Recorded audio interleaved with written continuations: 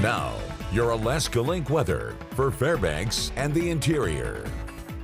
The big switch in the weather pattern has settled in after watching that frontal system push its way in. It was bringing areas of those rain showers. This is a look at the last 7 days, but really majority of this is from the last 2 days. Even noting there more of our highest reflectivity stretching near the Alaska range, where there were some better coverage of even some thunderstorms on Monday that did allow for some decent downpours to even exceed an inch.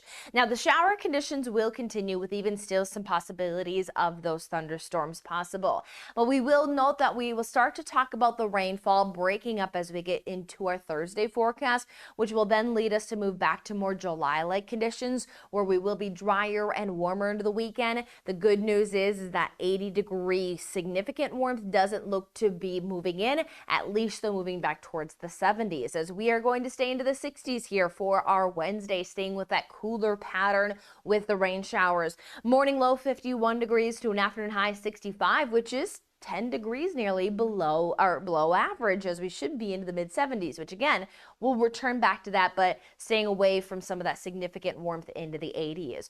But again, these rain showers have been some definitely wetting rains necessary for some of those wildfires. We'll continue to note that we do stay with the shower chances, but still noting that even some thunderstorms still remain possible.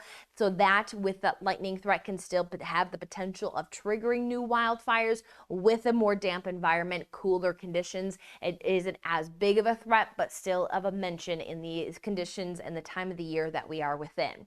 So we still have some of those more consistent rain showers here of a possibility as we roll through our Wednesday, noting that much of the interior gets into some of this more widespread potential, and even seeing some of those higher reflectivities. When you get those yellows and those deep greens, that's where we can bump up totals by the end of this time period for some communities to at least get upwards of 1/4 of an inch to a 1/2 an inch, where some of those thundery downpours occur. Again, communities have already exceeded an inch in some spots.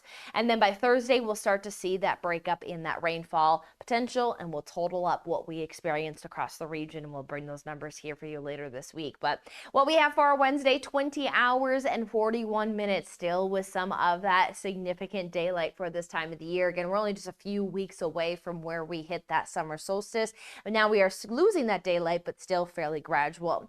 As we will note here that into our Wednesday, not as much sunshine around due to more of that consistent showery pattern through the day and those cool conditions. But as we head into that Thursday, again, we'll start to break up those rain showers, and just that slight breakup starts to bring temperatures up with a high 67.